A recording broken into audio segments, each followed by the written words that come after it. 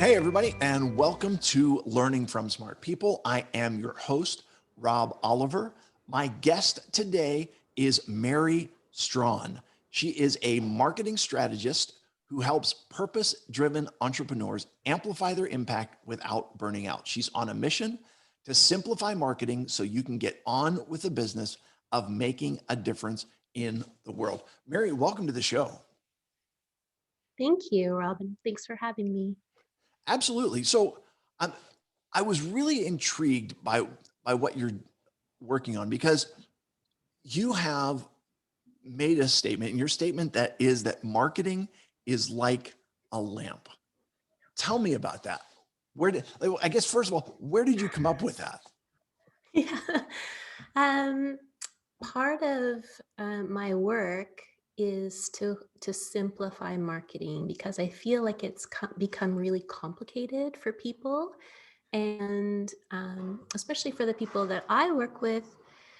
They're really, really skilled. They're wonderful at what they do, but marketing seems to be the thing that trips them up and holds them back from really flourishing and making the difference that they want to make, the kind of difference they want to make in the world. And so I had to figure out also for myself how to make marketing make sense to me when I'm not somebody who's all about the six figures and hype and hustle and that kind of predominant way of thinking of marketing that's out there. And so I wanted to simplify marketing. And one of the ways that I thought I could do that is to redefine marketing for people. And that's when I started thinking about how can I, find an analogy that would work, that would kind of help people, just make sense of this world of marketing a little easier. Got it. So listen, you have come to the right place. And here's why. I live in the world of analogy. I can't tell you what anything is, but boy, can I tell you what it's like. Um, so, Okay. uh, so when you're defining, as you're making this comparison between marketing Yes. and a lamp, what is it that really kind of stands out to you and said, this is one or two of the ways in which marketing is like a lamp in these ways? So if you think about a lamp, you have your listeners, just look at a lamp that's in their room, or imagine one. A lamp has really two functions. One is to light up the room to help us be able to see in the dark so we don't, bump our toe, or we can read a little longer into the night or do some work.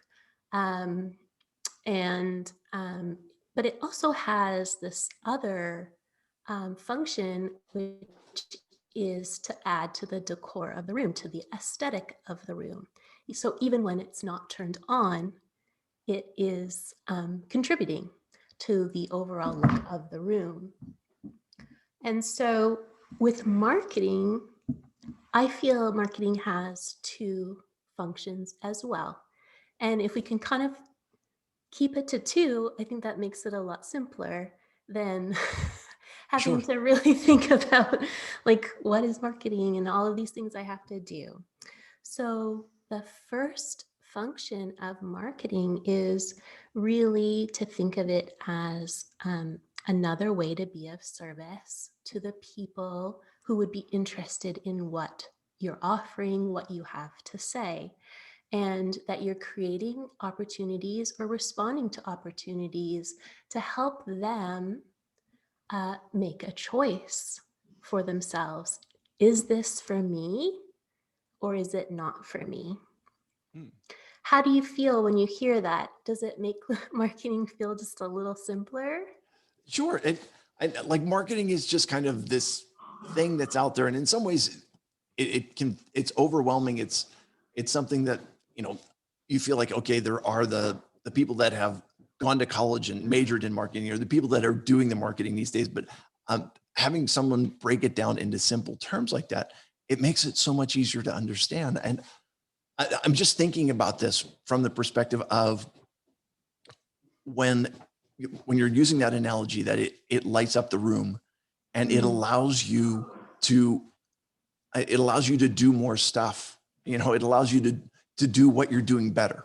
Yes, Um, absolutely. and that's kind of what you're talking about with marketing is something that allows business owners to do more things, and it allows them to do what they're doing better. But it also, in some ways, is allowing their clients to do more and to do it better as well. Does that make sense, or am I misinterpreting that? I do. I would agree with you. But I think even before that, it allows a prospective buyer to really understand if whatever it is you're offering, if it's a service or if it's a freebie, you know, they can make their own mind up. It's very empowering to make your own mind up about whether you want to go further with someone who's marketing to you. And so it builds a lot of trust when Yeah. you look at it this way and when you present it this way. Um, it also takes a lot of pressure off because sometimes we see some unethical marketing tactics out there that are really leveraging like this FOMO, or fear of missing out, or false scarcity. Okay. And when you come to marketing in a way of being of service, just another way of being of service to your prospective client or customer, it just shifts the dynamic and the relationship between you and your client or potential client. Yeah. It's interesting. So what you're saying is that it's not about, it's about actually being of service. It's not about the creating hype and creating, hysteria and creating, I think what my interpretation of what you said is kind of false demand. Mhm. But it's about highlighting genuine opportunities in which the goods and services that you are providing, the goods and services that you are marketing, are going to be of benefit to the people to whom you are marketing them. Correct. Or not of benefit and let them go on their way, Yeah. knowing that you're not for them. You're not, they're not your ideal client. And I think there's so much, I don't know, it's pressure or, you know, Can I just give you another analogy that I'm thinking yeah, about with sure. this? When when people are fishing, right? Yes. Sometimes you are fishing and you catch the fish and you'll eat the fish, right? But Yep. sometimes you do catch and release, Yes. right? And that way, some of the you're not keeping all of the fish that you catch.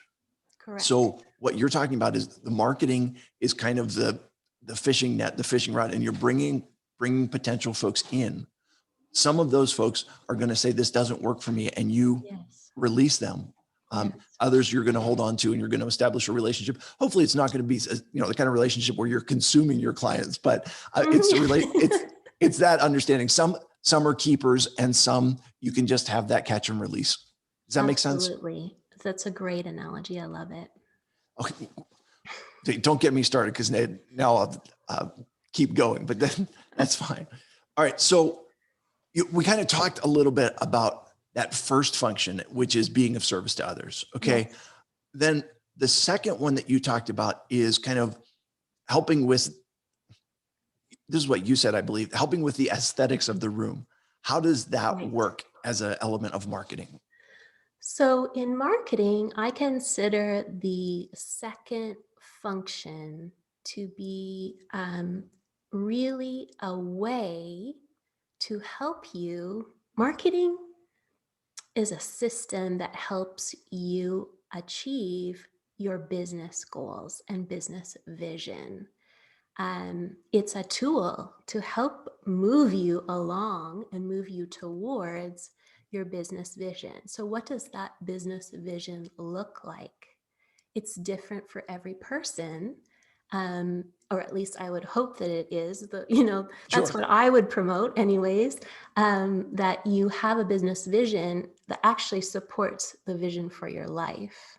That that all of these things need to be lined up um, in order to make progress towards what you want to achieve or accomplish. with your business and in your life. And so your marketing needs to be connected to that.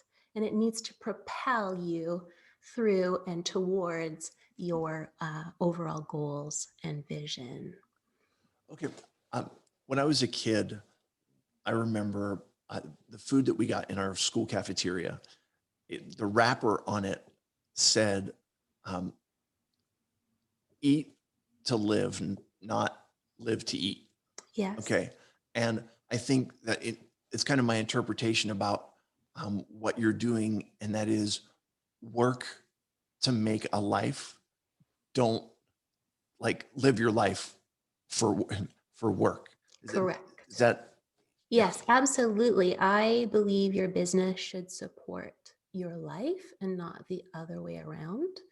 And I mean, we can go into, you know, but I would say one big thing is your business model needs to support um, who you are as a person, the amount of time and energy that you have, and the kind of life that you want to live, um, or need to live because of different circumstances that people have. And so, absolutely, that's exactly what I'm all about, is helping people build a business that works with their life, not the other way around. do you have any suggestions for folks that say, I've got a business, but I'm not 100% sure on either on my life vision or on my business vision? Or is there, how much of a difference is there between a life vision and a business vision?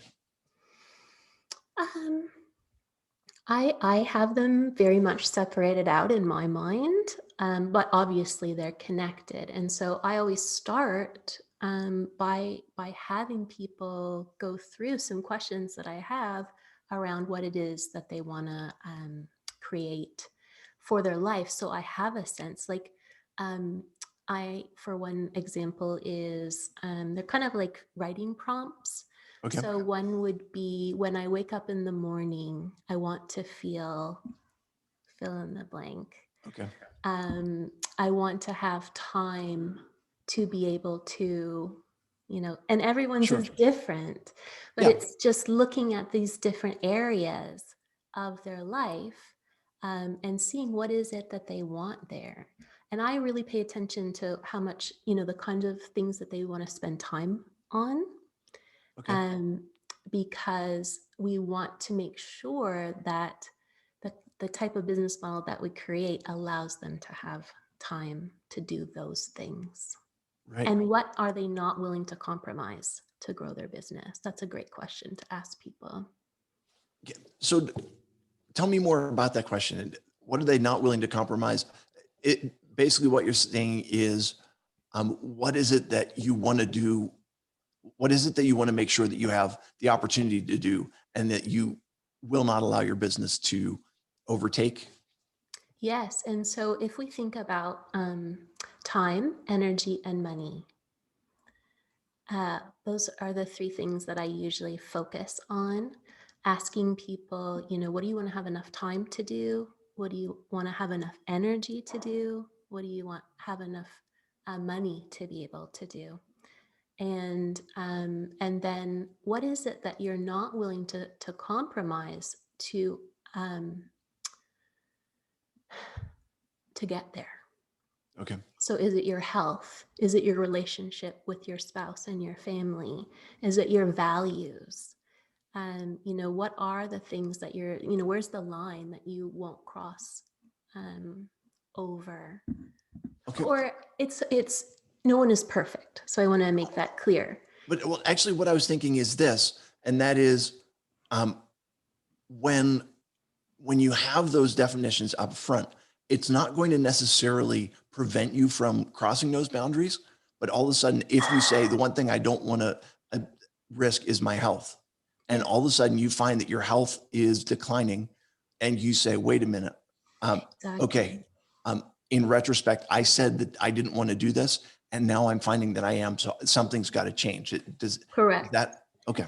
And I think the other thing I help people with is make aligned choices to what they say is important to them. So if they tell me that their health is important, then when we're looking at the different facets of even marketing, um, you know, what choices will support that area of that you said is important, your health. So Okay. we're not going to be working like 60 hours a week, maybe. But it's again, it's always different for each person, has a little different definition. For me, it's really important that I walk every day. It's getting colder here, so it's getting a little harder. So I have to find some new activities to move myself. But it's kind of number two on my priority list in a day. Okay. And so it gets done it gets done first Got it. to the best of my ability. Yeah, it makes a whole lot of sense. Let me just ask for clarification purposes, okay? Uh, Sure. a lamp means a lot of different things to different people, Yeah. okay? From a functional perspective, it's a light source, but Hmm. a lamp can be anything. A light source can be anything from a flashlight. It Sure. can be like a nightlight. It can be a bedside lamp. It can be a chandelier. It can be a spotlight that, shines up in it. Um, what are your thoughts as far as how do those items all fit into marketing? Are there different marketing strategies that kind of look like each of those elements, um, or or do people kind of have visions of what they're supposed to be, or how does that work? Yeah, so that's really a great question, and I hadn't thought about it in the first way that you framed it. Um, about do you use different kind of lights for different functions? And that is true. The way I think about it is every kind of light has value and function. And I think of it kind of more like whatever kind of light you are or lamp you are, Mhm. be that. And Okay. don't feel that you need to be something else to be successful or to, be able to get to where you're trying to go in your business. Everyone has a different life circumstance, and we can't put other people's goals on ourselves, other people's expectations. They need to, you have to have your own, because, so there are people out there who need a nightlight, Sure. and there are people out there who need, the flashlight. Right. But And well, it also depends on where people are. Okay. yeah. If you're if it's 3 o'clock in the morning, Hmm. um, you just need a nightlight so that you don't stumble on your way to the restroom in the middle of the night, right? Yes. You don't want a giant spotlight, but when you are trying to you're having a grand opening, you Hmm. don't want a nightlight. You want the thing that shines up in the sky and attracts everybody, and really part of it all depends on what, like you said, the function that you're looking for, Yes. and then also the element of kind of who you are as an individual. Absolutely. Because someone could have, five people could have a grand opening and they could all look very different. Sure. The tricky part is um, a lot of people feel they have to be the bright, shiny, beautiful, or ornate chandelier to be able to market their business. And that's Mm. just not true. The challenge, I think, is many of the people who are teaching marketing are those big shiny chandeliers. Okay, but I don't want to dissect this too much, but Hmm. here's the problem that I see with a chandelier. Yes. A chandelier is more about show and less about light. It does provide light, but it would provide light without all the little trinkets and baubles and prisms on it. Yes. Those are just the trappings that kind of make it fanciful and special. But Yeah. the reality of it is those items don't really contribute to the function of what it does. Correct. And I think that's, it's a great way to kind of circle back to what I was talking about of marketing being really complicated. Sure. it doesn't have to be that complicated. And people, I think, don't realize, if they've been making sales, they've been somehow marketing their business. Do you know what I Right. mean? Like, but they might not realize how simple it is, and they try to get, more complicated and bring more things in. Online is a little, I find, is a little trickier. It's a whole beast on to its own, and I know a lot of people have had to shift over to online with the state of being that we're living in right now. Right. Um, but I think the important thing to um, to remember is to be yourself, and we can always find ways to market that feel good to you. You don't have to be someone else. You don't have to try to be someone else to be What successful. It makes so much sense. And my son has a sign in his room that says, don't ever try to be someone else. Just be the best version of you that's possible because everybody else is already taken. Yeah. Right. Um, Yes. and, and the fact is that this always, I used to work for Sears Portrait Studio, taking Okay. pictures. Mhm. Okay.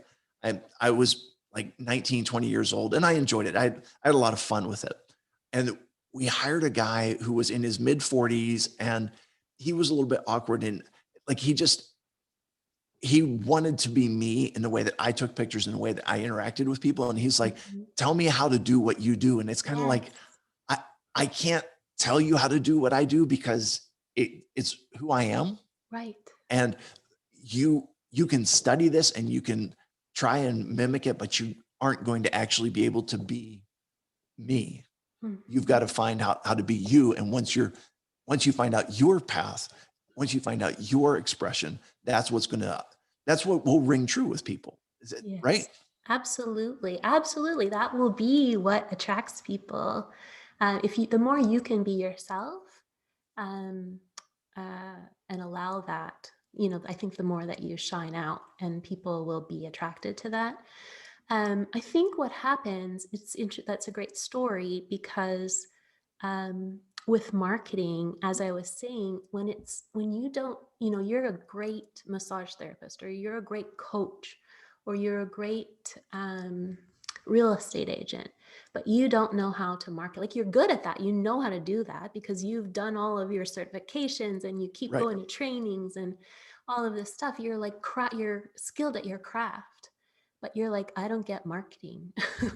What's Sure. the first thing you do? You look out to see who is having success with marketing. You look outside to find answers. You want to know, how do I do this? And that's natural.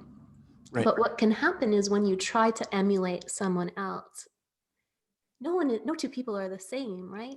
Right. And so, it doesn't always work out the way that you think it might, because Okay. you are a completely different person Sure. than that other person that you're trying to emulate. Yeah. No, okay. Um, it sounds to me like you have either watched somebody who has tried to be someone that they weren't, or you've had some personal experience in trying to be someone that you weren't. Uh, can is that accurate? And can you tell me about that?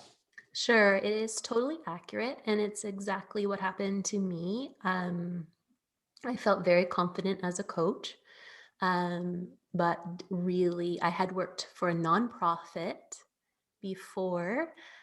So not even having like true any business experience. I got a paycheck. I didn't have to find clients. Right. They were found, like, there was lots of clients. There was no shortage of clients for me, working in a nonprofit. And so it was a real shock.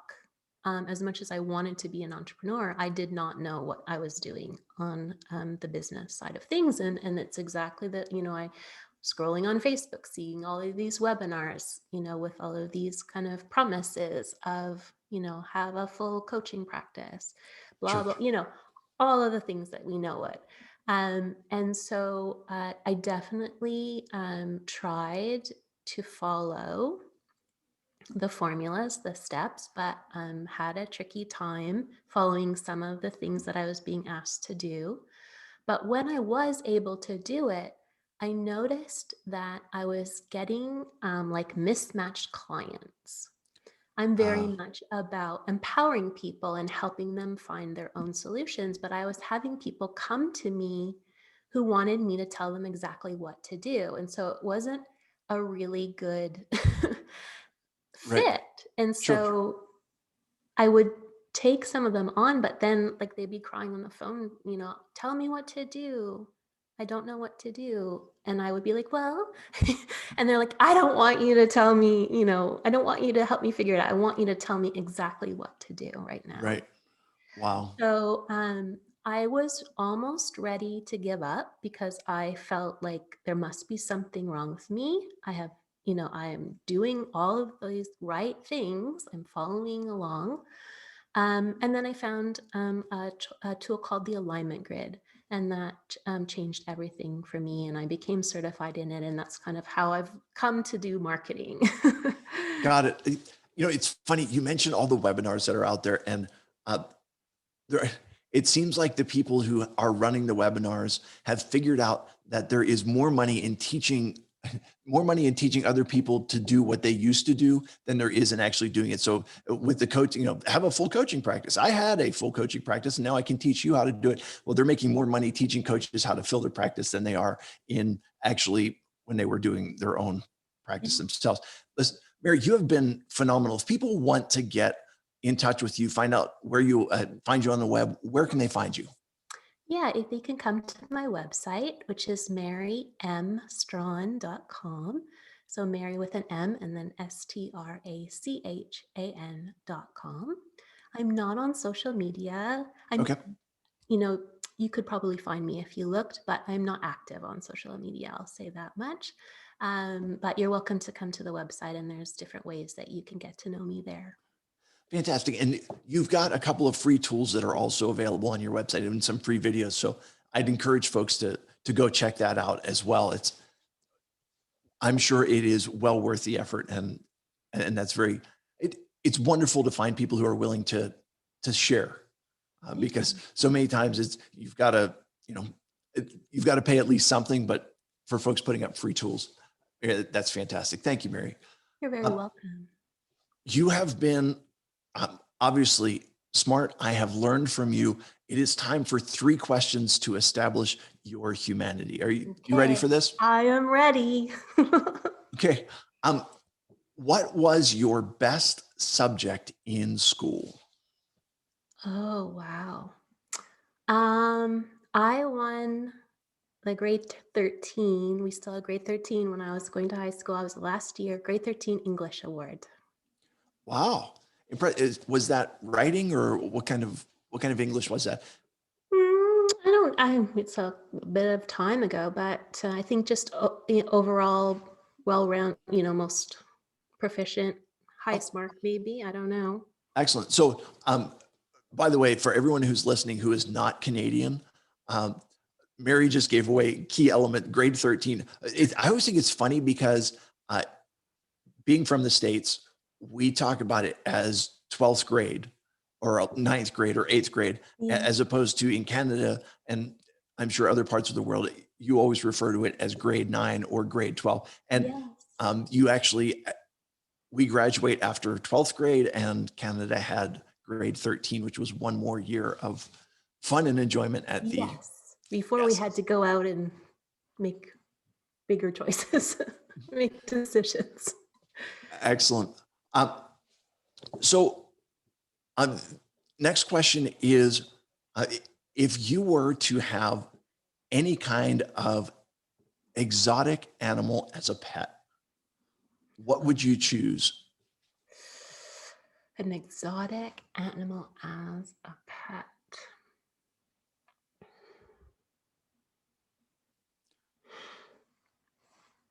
I would say a wild cat, like a tiger, probably. They're Nice. beautiful, They beautiful. they are. You're right. Random fact of the day: not only is a tiger's uh, fur striped, but their skin is actually striped. Don't Oh, wow. know don't know why I know that piece of information, but there you have it. They Um, seem very calm too. Like It's only when they need to hunt that they go Um, full. I will trust you on that. And I'm just hoping that you and I, neither one of us ends up with an actual tiger, That's because true. I don't want to find out that, like, that calm outside is just covering up the It's fact a that trick. they're waiting to eat me. You probably are. Right. So, being as you are from Canada, what would you classify as a classic Canadian dish that is possibly one of your favorites, or something that is a north of the border, either staple or treat? Mm. It's not my favorite, but I would say poutine Okay. from Quebec. Right. And Quebec so seems to have like pork, the tortillere too. okay. So tell me, I am very familiar with poutine, but for folks who are not familiar with it, what is poutine? Poutine is French fries with cheese curds and gravy served on top. It's as if French fries were not unhealthy enough on their own. Let's figure out a way to make them higher in fat and salt and everything else. But I will also say that I remember I was in Canada when I was 16 years old, Mhm. and we went out for French fries, and the guy that I was with got gravy for his French fries, and I'm Yeah. like, I've never seen this before. But then I tried it. I'm like, oh, this is phenomenal. Yeah. And I didn't know that poutine existed at that point. However, now that I know that poutine exists, Mhm. we actually have in our family, at the end of summer, we have what we call Grease Fest. Okay. And Grease Fest is held in the backyard, and we fry everything that we can think of. We make homemade French fries and homemade onion rings and donuts and Oh, fried Mars pickles. And bars?